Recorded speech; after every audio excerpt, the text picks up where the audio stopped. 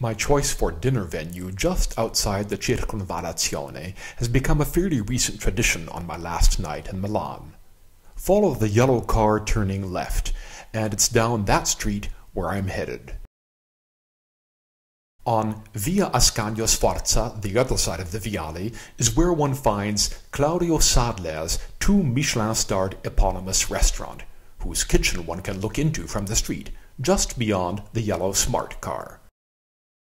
In an interview in late 2014 for the Corriere della Sera, Sadler said he actually had much more fun in his Trattoria Moderna Chic'n'Quick, located next door. I certainly have enjoyed all my dinners there immensely, and last time was no exception. You could probably get full on just the bread basket, but I limited my grain intake to the crackers with sesame seeds and chilies. When I ordered an antipasto of foie gras, the waitress said, "I seem to recall you've ordered foie gras here once before." 3 years ago, on my first visit, I discovered when I checked my records later. Now that's a good memory. This year's version was 2 slices of natural foie gras with 2 kinds of mostarda, pumpkin, and radish. Its wine pairing was from Ca dei Frati, just south of Sirmione on Lake Garda.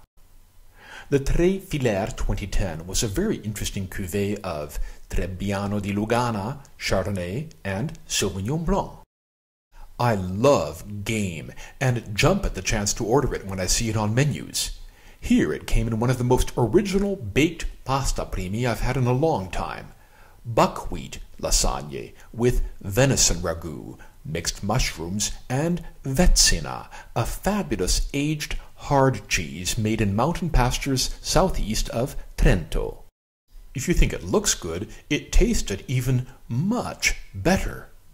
My blissed-out smile was already in place.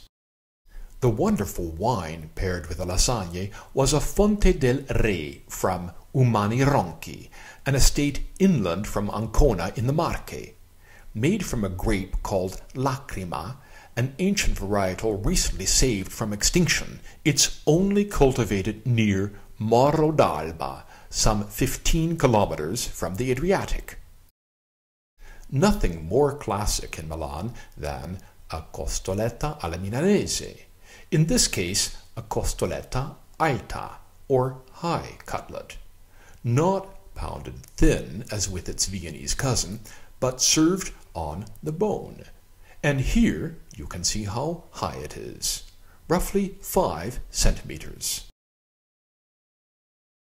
Every bit as juicy and tender as it looks, it came with the equally classic simple accompaniments, watercress and potato puree, plus a few grains of fleur de sel.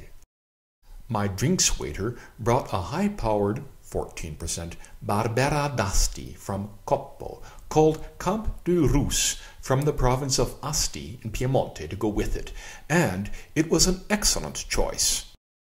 You know from this season's episode 10 that a good selection of sorbets is usually going to be my first dessert choice, and I was very fortunate with a threesome at Chic'n'Quick. The trio was composed of lemon with a perfect raspberry ornament, mixed berries with a perfect blackberry, and, accompanied by 2 perfect blueberries, the most unusual one, watermelon flavored with borsci, a digestivo made near Taranto in Puglia, the hometown of one of the waiters who had recommended it to the pâtissier. Around this time, Chef Sadler wandered through the dining room to chat with some of the regulars. He also stopped at my table and asked me, "Tutto a posto?" "Tutto a posto?" I had to reproach him. To say the dinner was merely all right would be an unacceptable understatement. We'll see whether he asks me the same question when I go back on my next trip.